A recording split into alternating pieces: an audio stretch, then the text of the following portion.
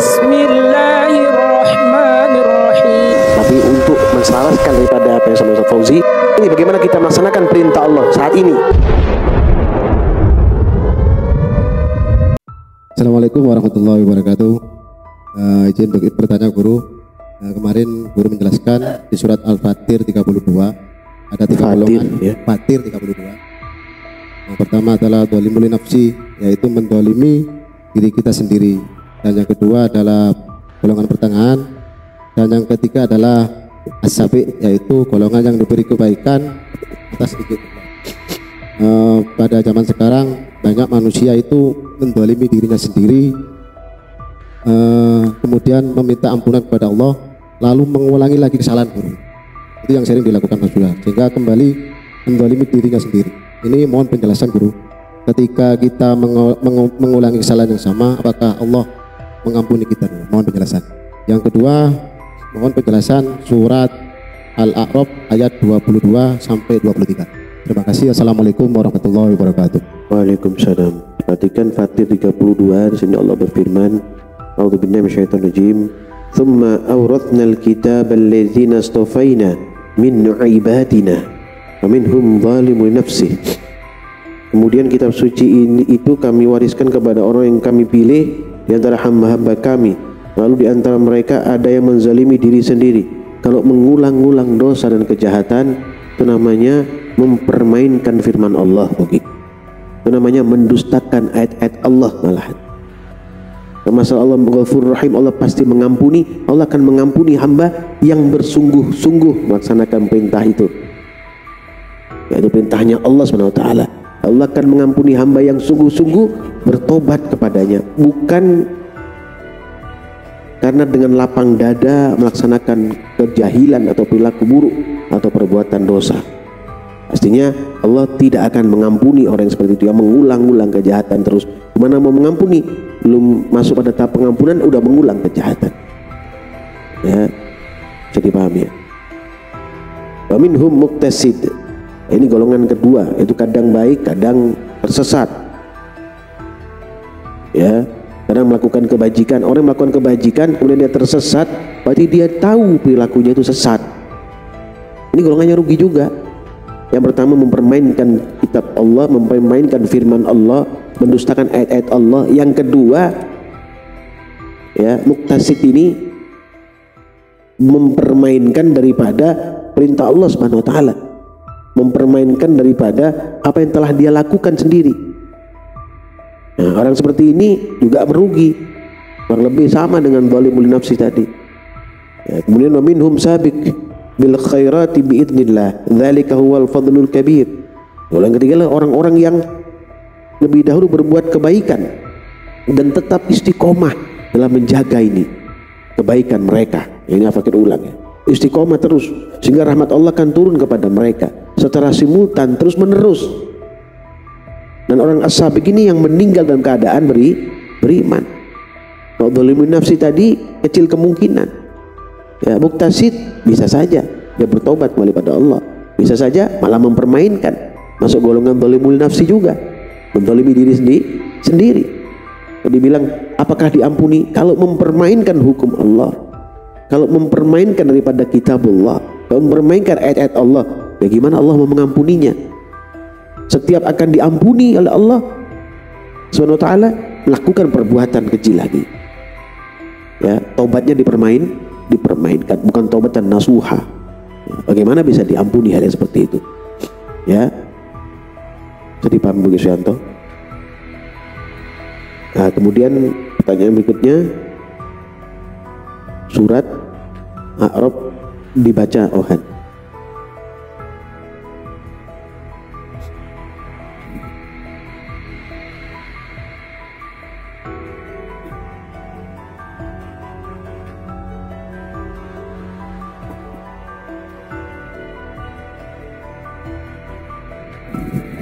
Sebelumnya buka surah Al-A'raf 27 ayat 22 sampai ayat 23.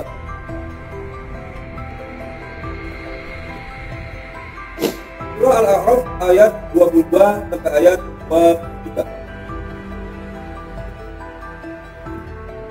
أعوذ بالله من الشيطان الرجيم. بسم الله الرحمن الرحيم. ودلاهما بغرور فلما ذاقا الشجرة بدت لهما سوآتهما وطفقا يخصفان عليهما من ورق الجنة وناداهما ربهما ألم أنهكما عن تلكما الشجرة وأقل لكما إن الشيطان لكما عدو مبين. قالا ربنا ظلمنا أنفسنا وإن لم تغفر لنا وترحمنا لنكونن من الخاسرين. صدق الله العظيم. اللهم ارحمنا بالقرآن. Artinya setan membujuk mereka dengan tipu daya. Mereka menjadi buah pohon itu. Apakah kalau mereka auratnya? Maka mulailah mereka menutupinya dengan daun-daun surga. Maksud mereka, bukankah aku telah melarang kamu dari pohon itu? Mereka telah mengatakan bahwa sesungguhnya setan adalah musuh dan dia tak beri kamu berdua. Keduanya berkata, ya Tuhan kami telah menzalimi diri kami sendiri. Dan engkau tidak mengampuni kami dan memberi rahmat kepada kami. Saya kami termasuk orang-orang yang Allah. Baik, jadi di Al-A'raf ayat 22 dan 23, istilah menzalimi diri sendiri ini di sini adalah permohonan taubat daripada Sayyidina Adam kepada Allah. Ya, tidak sama dengan menzalimi yang tadi. Zalimul nafsi yang tadi ya berbeda dengan ini. Zalimun nafsi di sini, yang menzalimi diri sendiri yang ada di sini adalah apa yang telah sampaikan Nabi Adam kepada Allah karena taubatnya. Ini pengakuan Nabiullah Adam alaihissalam kepada Allah dan dia bertaubat kepada Allah. Tapi yang tadi itu zalimul nafsi, memang orang-orang yang mempermainkan taubat, tidak mau kembali kepada Allah.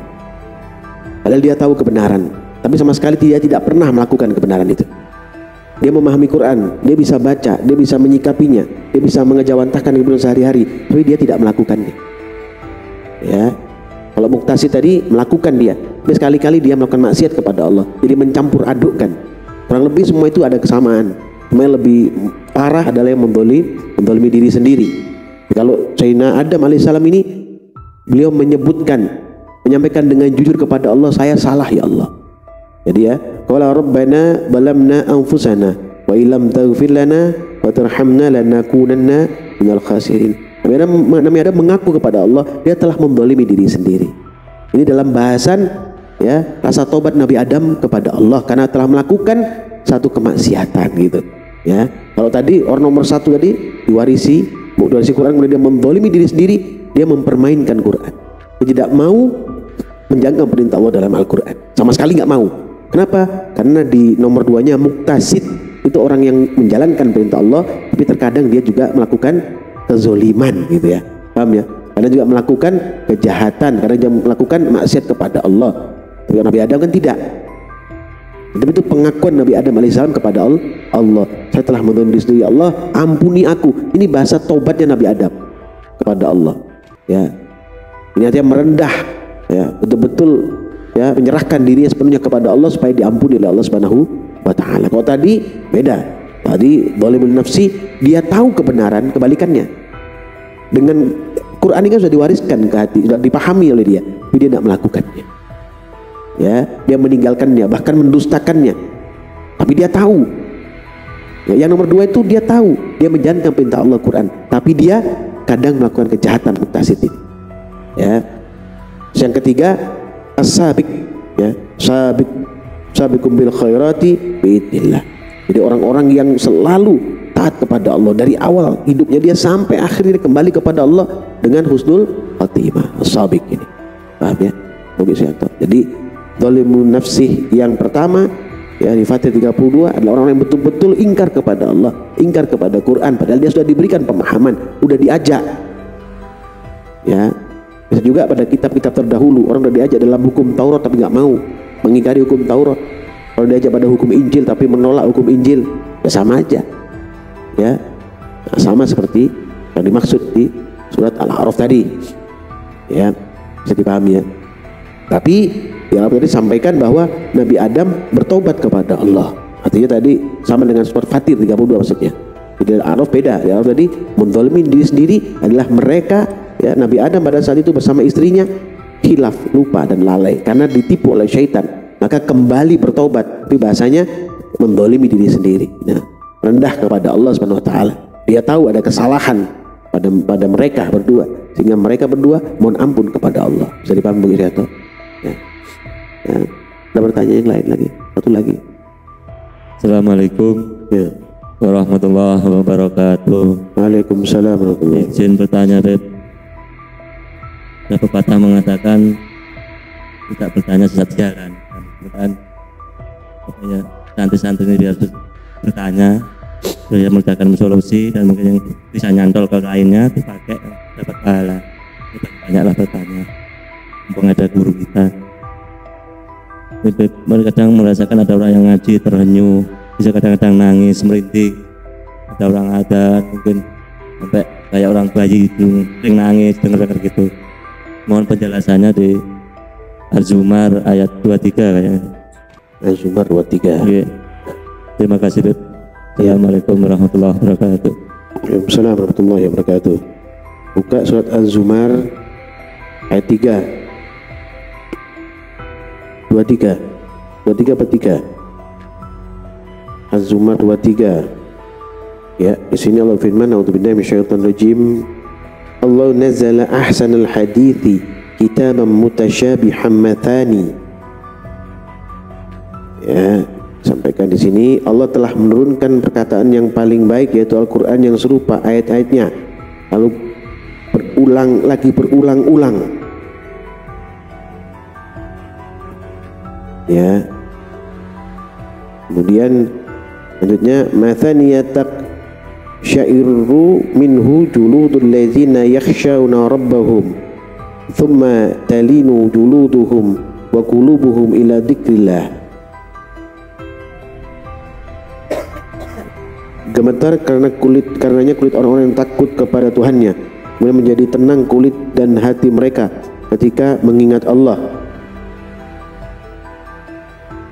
Dzalika hudallahi yahdi bihi may yasha wa may yudlillahu fama lahu min had.